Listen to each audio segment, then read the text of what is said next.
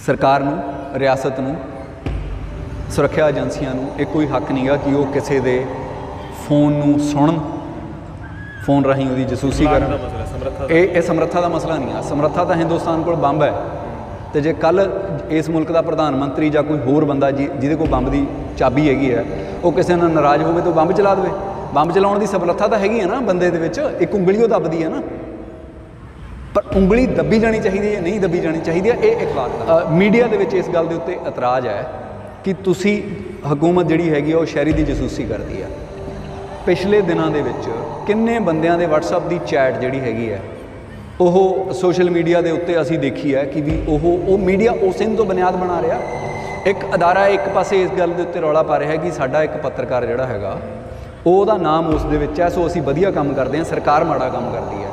अगले दिन वो किसी बंदे दे फोन की रिकॉर्डिंग अपनी उत्थे चला के कह रहे कि भी फलाने ने फलाने की रेल बनाती, धमके ने धमके नूं जिहड़ा हैगा वो इस तरीके करके गल ये है कि भी एक पासे तो जिहड़ा बंदे ने वो एक दूजे की जसूसी दे विच लगे हुए हैं। तुसी प्रिंसीपल के तौर के उत्ते अध्यापकों की जसूसी कर रहे हो। सारिया प्राइवेट यूनिवर्सिटियां ने विद्यार्थियों के सामने कैमरे लाते ना, तुहाडा जिहड़ा अध्यापक है वो निगरानी दे विच है, वो उस दिन सुस्ती नहीं मार सकता, वो अपने अपने जिहड़े विद्यार्थियों है उन्हों का रौं देख के उन्होंने नाल कोई होर गल नहीं कर सकता, क्योंकि गल ये कि उन्होंने बड़ा भाई देख रहा तो बड़े भाई ने थोड़ी तनख्वाह की गल करनी है, थोड़ी दफ्तर के बुला के बेइज्जती करनी है कि मैं आ देखा, नाल सबूत पेश। दुनिया देख रहे सारे दर्शकों का स्वागत है, मैं साहिल।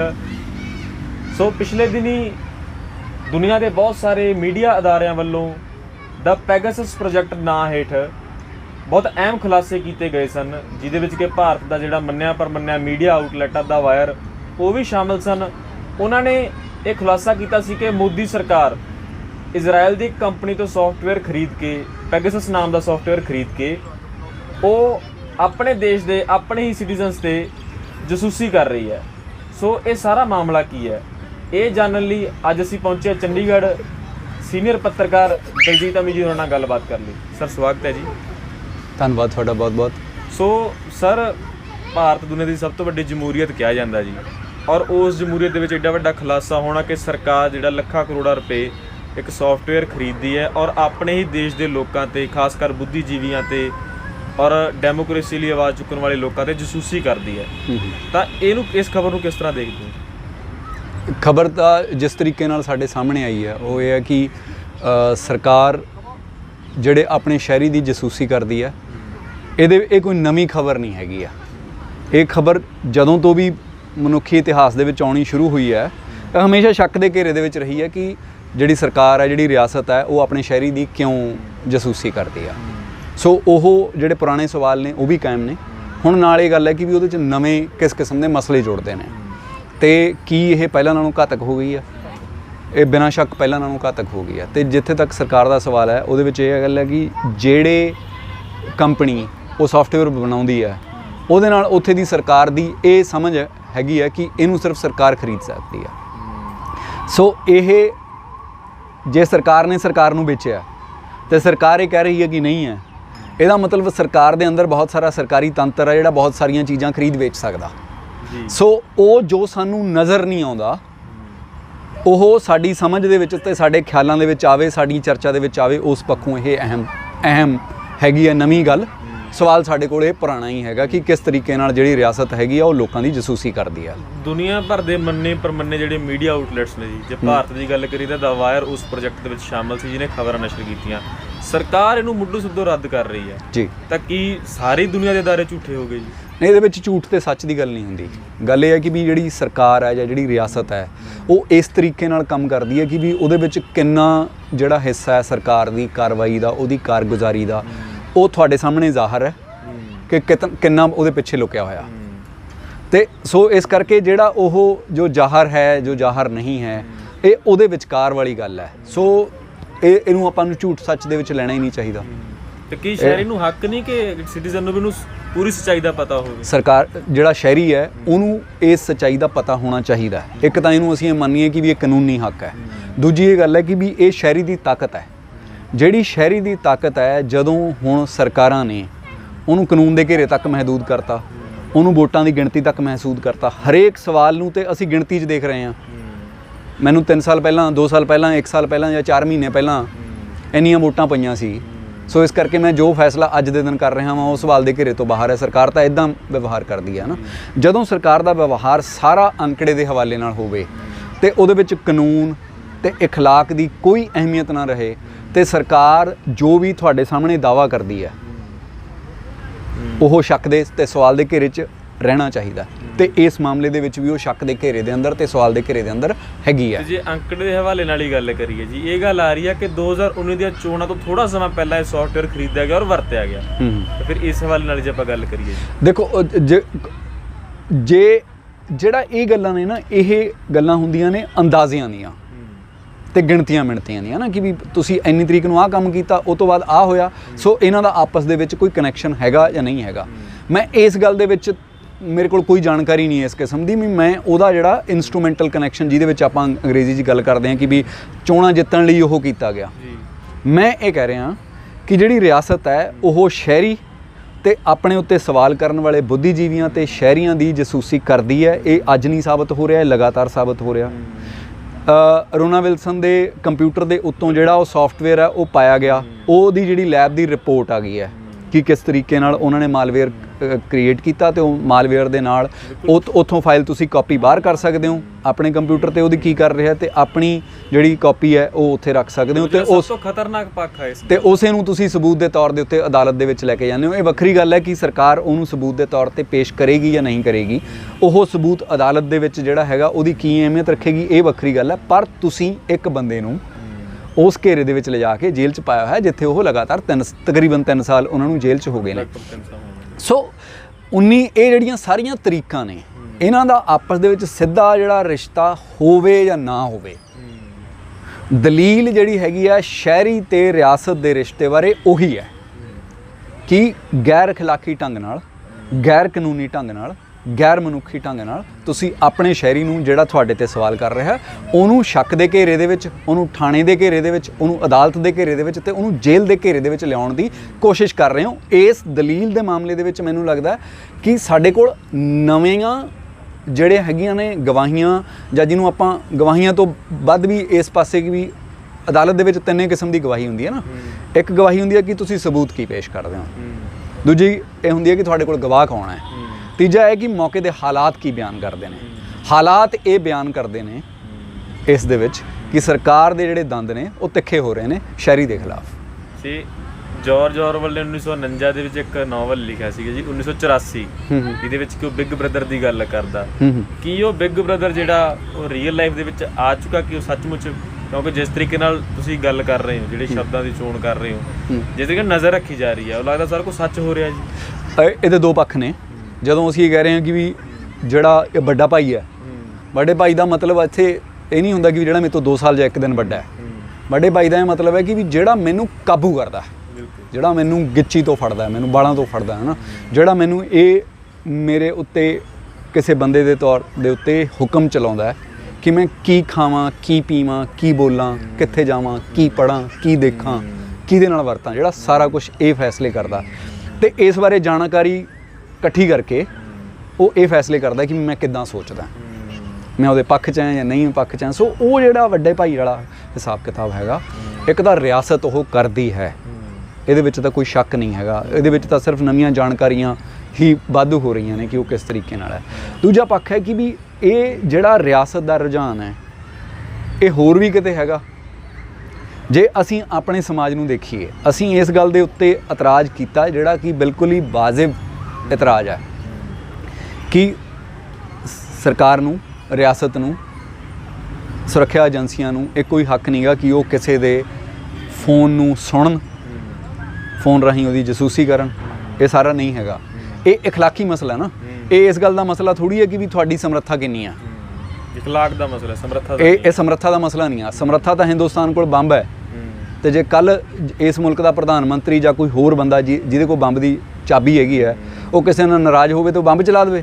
ਬੰਬ ਚਲਾਉਣ ਦੀ ਸਮਰੱਥਾ ਤਾਂ ਹੈਗੀ ਹੈ ਨਾ ਬੰਦੇ ਦੇ ਵਿੱਚ, ਇੱਕ ਉਂਗਲੀ ਉਹ ਦੱਬਦੀ ਹੈ ਨਾ, ਪਰ ਉਂਗਲੀ ਦੱਬੀ ਜਾਣੀ ਚਾਹੀਦੀ ਹੈ ਜਾਂ ਨਹੀਂ ਦੱਬੀ ਜਾਣੀ ਚਾਹੀਦੀ ਹੈ, ਇਹ ਇਖਲਾਕ ਦਾ ਮਸਲਾ ਹੈ। ਸਰਕਾਰ ਨੇ ਅਖਲਾਕੀ ਜਿਹੜਾ ਪੱਖ ਹੈ ਉਹਨੂੰ ਨਜ਼ਰਅੰਦਾਜ਼ ਕਰਨ ਦੇ ਮਤਲਬ ਸਾਡੇ ਕੋਲ ਮਿਸਾਲਾਂ ਨੇ ਬਹੁਤ। ਜਿੰਨੇ ਪਿਛਲੇ ਦਿਨਾਂ ਦੇ ਵਿੱਚ ਕਾਨੂੰਨ ਬਣਾਏ, ਲੋਕਾਂ ਨੇ ਜਿੰਨੇ ਇਤਰਾਜ਼ ਕੀਤੇ, ਉਹਨਾਂ ਨੇ ਸਭ ਇਹ ਕਿਹਾ ਕਿ ਜੀ ਸਾਡੇ ਕੋਲ ਤਾਂ ਇੰਨੀ ਵੱਡੀ ਗਿਣਤੀ ਆ, ਅਸੀਂ ਨਹੀਂ ਸੁਣਾਂਗੇ। ਇਸ ਮੁਲਕ ਦੇ ਜਿਹੜੇ ਸ਼ਹਿਰੀ ਨੇ 10 ਮਹੀਨਿਆਂ ਦੇ ਤੋਂ ਸੜਕਾਂ ਦੇ ਉੱਤੇ ਬੈਠੇ ਨੇ, ਤੁਸੀਂ ਉਹਨਾਂ ਨੂੰ ਨਹੀਂ ਸੁਣਦੇ। ਹੁਣ ਜੇ ਸਮਰੱਥਾ ਵਾਲਾ ਮਸਲਾ ਹੋਵੇ, ਸਮਰੱਥਾ ਵਾਲਾ ਮਸਲਾ ਤੇ ਜਿਹੜਾ ਹੈਗਾ ਉਹ ਸਰਕਾਰ ਦੇ ਘੇਰੇ ਦੇ ਵਿੱਚ ਹੈਗਾ ਨਾ, ਕਾਨੂੰਨ ਨੂੰ ਰੱਦ ਕਰਨਾ ਨਹੀਂ ਕਰ ਰਹੀ ਨਾ। ਇਹ ਗੱਲ ਇਹ ਹੈ ਕਿ ਵੀ ਤੁਸੀਂ ਸਮਰੱਥਾ ਨੂੰ ਵਰਤਣਾ ਜਾਂ ਨਹੀਂ ਵਰਤਣਾ, ਉਹ ਕਿਵੇਂ ਫੈਸਲੇ ਕਰਦੇ ਨੇ। ਜਦੋਂ ਲੋਕਾਂ ਦਾ ਮਸਲਾ ਹੈ, ਉਦੋਂ ਤੁਸੀਂ ਆਪਣੀ ਜਿਹੜੀ ਡਿਸਕ੍ਰਿਸ਼ਨ ਹੈ, ਆਪਣਾ ਜਿਹੜਾ ਅਖਤਿਆਰ ਹੈ ਵਰਤਣ ਜਾਂ ਨਾ ਵਰਤਣ ਦਾ, ਉਦੋਂ ਲੋਕਾਂ ਦੇ ਖਿਲਾਫ ਵਰਤਦੇ ਹੋ। ਜਦੋਂ ਤੁਹਾਡਾ ਮਸਲਾ ਹੈ ਕਿ ਤੁਸੀਂ ਆਪਣੀ ਸਮਰੱਥਾ ਸ਼ਹਿਰੀ ਦੇ ਖਿਲਾਫ ਵਰਤਣੀ ਹੈ ਜਾਂ ਨਹੀਂ ਵਰਤਣੀ ਹੈ, ਉਦੋਂ ਵਰਤਣ ਦੇ ਪੱਖ ਦੇ ਵਿੱਚ ਸ਼ਹਿਰੀ ਕੋਲ ਰਾਈਟ ਟੂ ਪ੍ਰਾਈਵੇਸੀ ਦਾ ਫੰਡਾਮੈਂਟਲ ਰਾਈਟ ਵੀ ਕਿਹਾ ਜਾਂਦਾ ਜੀ। ਇਹ ਤਾਂ 3 ਸਾਲ ਪਹਿਲਾਂ ਇੱਕ ਜਿਹੜੀ ਰਾਈਟ ਟੂ ਪ੍ਰਾਈਵੇਸੀ ਦੇ ਉੱਤੇ ਤਾਂ ਇੱਕ ਅਦਾਲਤ ਦੀ ਉਹ ਫੈਸਲਾ ਆਇਆ ਮਸਲਾ। ਪਰ ਇਹ ਗੱਲ ਹੈ ਨਾ ਕਿ ਵੀ ਇਸ ਮਾਮਲਿਆਂ ਦੇ ਵਿੱਚ ਉਹ ਅਦਾਲਤ ਦੇ ਫੈਸਲੇ ਜਿਹੜੇ ਸੁਣਦੇ ਨੇ, ਮੰਨਦੇ ਨੇ, ਜਾਂ ਉਹਨਾਂ ਦੀ ਕੋਈ ਪਰਵਾਹ ਕਰਦੇ ਨੇ ਜਾਂ ਨਹੀਂ ਕਰਦੇ ਨੇ। ਤੇ ਇਦਾਂ ਦੇ ਮਾਮਲੇ ਜਿਹੜੇ ਹੈਗੇ ਆ, ਹੁਣ ਸ਼ਹਿਰੀ ਵੱਲੋਂ ਹਕੂਮਤ ਦੇ ਖਿਲਾਫ, ਰਿਆਸਤ ਦੇ ਖਿਲਾਫ ਤੁਸੀਂ ਕਿਹੜੀ ਅਦਾਲਤ 'ਚ ਜਾ ਕੇ ਪੇਸ਼ ਕਰਕੇ ਸਾਬਤ ਕਰ ਦੇਂਗੇ ਹੋ। ਤੁਸੀਂ ਵੱਧ ਤੋਂ ਵੱਧ ਇਸ ਗੱਲ ਦੇ ਉੱਤੇ ਇਹ ਰੌਲਾ ਪਾ ਸਕਦੇ ਹੋ, ਲੋਕਾਂ ਨੂੰ ਇਹ ਕਹਿ ਸਕਦੇ ਹੋ ਕਿ ਇਹ ਗਲਤ ਹੈ। ਜਦੋਂ ਇਹ ਲੋਕ ਮੰਨਣ ਕਿ ਵੀ ਇਹ ਗਲਤ ਹੈ, ਕਿ ਇਹਦਾ ਸਰਕਾਰ ਦੇ ਉੱਤੇ ਅਸਰ ਪੈਂਦਾ ਜਾਂ ਨਹੀਂ ਪੈਂਦਾ। ਜੇ ਨਹੀਂ ਪੈਂਦਾ ਤਾਂ ਇਹ ਮੰਨਣਾ ਚਾਹੀਦਾ ਕਿ ਸਰਕਾਰ ਆਪਣੀ ਅਖਲਾਕੀ ਜਾਂ ਜ਼ਮੀਰ ਦੀ ਆਵਾਜ਼ ਸੁਣਨ ਤੋਂ ਇਨਕਾਰ ਕਰਦੀ ਹੈ। ਇੱਕ ਇਹ ਪੱਖ ਹੈ। ਦੂਜਾ ਪੱਖ ਹੈ ਕਿ ਇਸੇ ਦੇ ਸਿਆਸੀ, ਜਿਹੜਾ ਇਹ ਸਿਆਸੀ ਪੱਖ ਹੈ ਜਾਂ ਹਕੂਮਤ ਦਾ ਪੱਖ ਹੈ। ਦੂਜਾ ਪੱਖ ਹੈ ਸਮਾਜਿਕ। ਜਿਹੜਾ ਸਾਡਾ ਸਮਾਜ ਹੈ, ਸਮਾਜ ਤਾਂ ਇੱਕ ਦੂਜੇ ਦੀ ਜਸੂਸੀ ਕਰਨ ਤੇ ਲੱਗਿਆ ਹੋਇਆ। ਸਾਰਾ ਸੀਸੀਟੀਵੀ ਕੈਮਰਾ ਤਾਂ ਲੱਗੇ, ਸਾਰੀ ਥਾਂ ਦੇ ਉੱਤੇ ਸੀਸੀਟੀਵੀ ਕੈਮਰਾ ਲੱਗੇ। ਹੁਣ ਜਿਵੇਂ ਜਦੋਂ ਹੋਟਲ ਦੇ ਰਸੋਈ ਦੇ ਵਿੱਚ ਸੀਸੀਟੀਵੀ ਕੈਮਰਾ ਲੱਗਿਆ, ਉਹਦੇ ਲਈ ਤਾਂ ਜ਼ਰੂਰੀ ਸੀਗਾ ਕਿ ਭਾਈ ਜਿਹੜੀ ਸਾਫ਼ ਸਫਾਈ ਹੈ, ਉਹ ਜਿਹੜਾ ਉੱਥੇ ਆਉਣ ਵਾਲਾ ਗਾਹਕ ਹੈ ਉਹਨੂੰ ਦਿਖੇ ਕਿ ਵੀ ਇਹ ਕਿੰਨੇ ਵਧੀਆ ਹਾਲਾਤ ਦੇ ਵਿੱਚ ਪਾਇਆ ਹੋਇਆ। ਲੋਕਾਂ ਨੇ ਆਪਣੇ ਘਰਾਂ ਦੇ ਵਿੱਚ, ਆਪਣੀਆਂ ਰਸੋਈਆਂ ਦੇ ਵਿੱਚ ਕਿਉਂ ਲਾਏ ਨੇ ਬਈ? ਲੋਕਾਂ ਨੇ ਆਪਣੇ ਘਰਾਂ ਦੇ ਜਿਹੜੇ ਡਰਾਇੰਗ ਰੂਮਸ ਦੇ ਵਿੱਚ ਕਿਉਂ ਲਾਏ ਨੇ? ਬਾਹਰ ਤਾਂ ਚਲੋ ਸੜਕ ਦੇ ਉੱਤੇ ਲਾਏ ਨੇ ਜੀ ਕਿ ਵੀ ਕੌਣ ਦਰਵਾਜ਼ੇ ਤੇ ਆਉਂਦਾ ਉਹ ਤੁਸੀਂ ਦੇਖਣਾ। ਤੇ ਉਂਝ ਉਹਦੇ ਬਾਰੇ ਵੀ ਸਵਾਲ ਕੀਤਾ ਜਾ ਸਕਦਾ ਕਿ ਸੜਕ ਦੇ ਉੱਤੇ ਤੁਸੀਂ ਜਾ ਕੇ ਕਿਉਂ ਨਹੀਂ ਦੇਖ ਸਕਦੇ? ਤੇ ਜੇ ਕਿਸੇ ਨੇ ਅਜਨਬੀ ਨੇ ਆਉਣਾ ਹੋਵੇ, ਅਜਨਬੀ ਲਈ ਤਾਂ ਰਾਹ ਬੰਦ ਹੋ ਗਿਆ ਨਾ। ਸੋ ਉਸ ਕਰਕੇ ਗੱਲ ਇਹ ਹੈ ਕਿ ਵੀ ਇੱਕ ਪਾਸੇ ਤਾਂ ਜਿਹੜਾ ਬੰਦੇ ਨੇ ਉਹ ਇੱਕ ਦੂਜੇ ਦੀ ਜਸੂਸੀ ਦੇ ਵਿੱਚ ਲੱਗੇ ਹੋਏ ਨੇ। ਤੁਸੀਂ ਪ੍ਰਿੰਸੀਪਲ ਦੇ ਤੌਰ ਦੇ ਉੱਤੇ ਅਧਿਆਪਕਾਂ ਦੀ ਜਸੂਸੀ ਕਰ ਰਹੇ ਹੋ। ਸਾਰੀਆਂ ਪ੍ਰਾਈਵੇਟ ਯੂਨੀਵਰਸਿਟੀਆਂ ਨੇ ਵਿਦਿਆਰਥੀਆਂ ਦੇ ਸਾਹਮਣੇ ਕੈਮਰੇ ਲਾਤੇ ਨਾ। ਤੁਹਾਡਾ ਜਿਹੜਾ ਅਧਿਆਪਕ ਹੈ ਉਹ ਨਿਗਰਾਨੀ ਦੇ ਵਿੱਚ ਹੈ। ਉਹ ਉਸ ਦਿਨ ਸੁਸਤੀ ਨਹੀਂ ਮਾਰ ਸਕਦਾ। ਉਹ ਆਪਣੇ ਜਿਹੜੇ ਵਿਦਿਆਰਥੀਆਂ ਦਾ ਉਹਨਾਂ ਦਾ ਰੌਂ ਦੇਖ ਕੇ ਉਹਨਾਂ ਨਾਲ ਕੋਈ ਹੋਰ ਗੱਲ ਨਹੀਂ ਕਰ ਸਕਦਾ, ਕਿਉਂਕਿ ਗੱਲ ਇਹ ਕਿ ਉਹਨੂੰ ਵੱਡਾ ਭਾਈ ਦੇਖ ਰਿਹਾ ਤੇ ਵੱਡੇ ਭਾਈ ਨੇ ਤੁਹਾਡੀ ਤਨਖਾਹ ਦੀ ਗੱਲ ਕਰਨੀ ਹੈ, ਤੁਹਾਡੀ ਦਫ਼ਤਰ ਦੇ ਵਿੱਚ ਬੁਲਾ ਕੇ ਬੇਇੱਜ਼ਤੀ ਕਰਨੀ ਹੈ ਕਿ ਵੀ ਮੈਂ ਆਹ ਦੇਖਿਆ, ਨਾਲ ਸਬੂਤ ਪੇਸ਼ ਕਰਨਾ।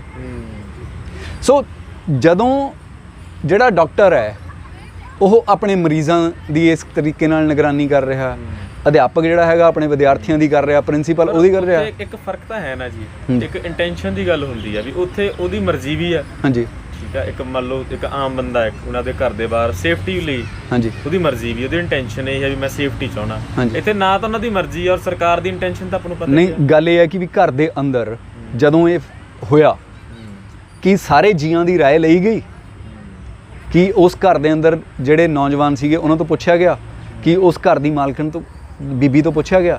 ਠੀਕ ਹੈ। ਉਸੇ ਜੋ ਇਤਰਾਜ਼ ਅਸੀਂ ਹਕੂਮਤ ਤੇ ਕਰਦੇ ਹਾਂ ਕਿ ਸ਼ਹਿਰੀ ਤੋਂ ਨਹੀਂ ਪੁੱਛਿਆ ਗਿਆ, ਉਹ ਘਰ ਦੇ ਅੰਦਰ ਵੀ ਹੈ, ਉਹ ਹੋਟਲ ਦੇ ਅੰਦਰ ਵੀ ਹੈ। ਜਿਹੜਾ ਇਹ ਸਵਾਲ ਹੈ, ਹੁਣ ਤੁਸੀਂ ਦੇਖੋ ਕਿ ਮੀਡੀਆ ਦੇ ਵਿੱਚ ਇਸ ਗੱਲ ਦੇ ਉੱਤੇ ਇਤਰਾਜ਼ ਹੈ ਕਿ ਤੁਸੀਂ ਹਕੂਮਤ ਜਿਹੜੀ ਹੈਗੀ ਆ ਉਹ ਸ਼ਹਿਰੀ ਦੀ ਜਸੂਸੀ ਕਰਦੀ ਆ। ਪਿਛਲੇ ਦਿਨਾਂ ਦੇ ਵਿੱਚ ਕਿੰਨੇ ਬੰਦਿਆਂ ਦੇ WhatsApp ਦੀ ਚੈਟ ਜਿਹੜੀ ਹੈਗੀ ਹੈ ਉਹ ਸੋਸ਼ਲ ਮੀਡੀਆ ਦੇ ਉੱਤੇ ਅਸੀਂ ਦੇਖੀ ਹੈ ਕਿ ਵੀ ਉਹ ਮੀਡੀਆ ਉਸੇ ਨੂੰ ਤੋਂ ਬੁਨਿਆਦ ਬਣਾ ਰਿਹਾ। ਇੱਕ ਅਦਾਰਾ ਇੱਕ ਪਾਸੇ ਇਸ ਗੱਲ ਦੇ ਉੱਤੇ ਰੌਲਾ ਪਾ ਰਿਹਾ ਕਿ ਸਾਡਾ ਇੱਕ ਪੱਤਰਕਾਰ ਜਿਹੜਾ ਹੈਗਾ ਉਹਦਾ ਨਾਮ ਉਸ ਦੇ ਵਿੱਚ ਹੈ, ਸੋ ਅਸੀਂ ਵਧੀਆ ਕੰਮ ਕਰਦੇ ਹਾਂ, ਸਰਕਾਰ ਮਾੜਾ ਕੰਮ ਕਰਦੀ ਹੈ। ਅਗਲੇ ਦਿਨ ਉਹ ਕਿਸੇ ਬੰਦੇ ਦੇ ਫੋਨ ਦੀ ਰਿਕਾਰਡਿੰਗ ਆਪਣੀ ਉੱਥੇ ਚਲਾ ਕੇ ਕਹਿ ਰਿਹਾ ਕਿ ਵੀ ਫਲਾਣੇ ਨੇ ਫਲਾਣੇ ਦੀ ਰੇਲ ਬਣਾਤੀ, ਧਮਕੇ ਨੂੰ ਜਿਹੜਾ ਹੈਗਾ ਉਹ ਇਸ ਤਰੀਕੇ ਨਾਲ ਬੇਇੱਜ਼ਤ ਕੀਤਾ। ਜੇ ਲੋਕ ਆਪਣੀ ਪ੍ਰਾਈਵੇਟ ਜ਼ਿੰਦਗੀ ਦੇ ਵਿੱਚ ਇੱਕ ਬੰਦੇ ਨੂੰ ਦੂਜੇ ਨੂੰ ਫੋਨ ਦੇ ਉੱਤੇ ਕਰਕੇ ਕਿਸੇ ਨੂੰ ਬੇਇੱਜ਼ਤੀ ਕਰ ਰਹੇ ਨੇ, ਤੇ ਇਹ ਖਬਰ ਕਿਵੇਂ ਬਣੀ? ਜੇ ਇਹ ਖਬਰ ਬਣਦੀ ਹੈ ਤੁਹਾਡੀ ਜਾਂਚੇ, ਤੇ ਕੱਲ ਜਦੋਂ ਸਰਕਾਰ ਤੁਹਾਡਾ ਫੋਨ ਸੁਣ ਕੇ ਆਪਣੀ ਖਬਰ ਬਣਾ ਰਹੀ ਸੀ ਕਿ ਤੁਸੀਂ ਸਰਕਾਰ ਦੇ ਪੱਖ ਚੋਂ ਜਾਂ ਨਹੀਂ ਹੋ, ਤੇ ਉਸ ਤੇ ਤੁਸੀਂ ਕੀ ਅਖਲਾਕੀ ਖਤਰਾ? ਜਿਹੜਾ ਇਖਲਾਕ ਵਾਲਾ ਘੇਰਾ ਹੈਗਾ ਉਹ ਬੰਦੇ ਨੂੰ ਆਪਣੇ ਤੋਂ ਲੈ ਕੇ ਹਕੂਮਤ ਤੱਕ ਉਹਦੀਆਂ ਜਿਹੜੀਆਂ ਕੜੀਆਂ ਜੋੜ ਕੇ ਦੇਖਣੀਆਂ ਪੈਣਗੀਆਂ। ਜਦੋਂ ਬੰਦੇ ਘਰਾਂ ਦੇ ਵਿੱਚ ਇਸ ਕਿਸਮ ਦੀਆਂ ਪਾਬੰਦੀਆਂ ਲਾਉਂਦੇ ਨੇ, ਉਦੋਂ ਸਰਕਾਰ ਨੂੰ ਇਸ ਕਿਸਮ ਦੀਆਂ ਪਾਬੰਦੀਆਂ ਸ਼ਹਿਰੀ ਦੇ ਉੱਤੇ ਲਾਉਣ ਦੀ ਜ਼ਿਆਦਾ ਖੁੱਲ੍ਹ ਮਿਲਦੀ ਆ। ਉਹਦੇ ਕੋਲ ਜ਼ਿਆਦਾ ਵਾਜਿਬ ਕਾਰਨ ਨੇ ਉਸ 'ਤੇ। ਨੈਸ਼ਨਲ ਮੀਡੀਆ ਨੇ ਤਾਂ ਕਾਫੀ ਇਸ ਚੀਜ਼ 'ਤੇ ਚਰਚਾ ਕੀਤੀ, ਜਿਸ ਅਸੀਂ ਵੇਖਿਆ ਪੰਜਾਬ ਦੇ ਮੀਡੀਆ 'ਚ ਕੋਈ ਖਾਸ ਚਰਚਾ ਨਹੀਂ ਹੋਈ ਜੀ ਇਸ ਗੱਲ ਦੀ।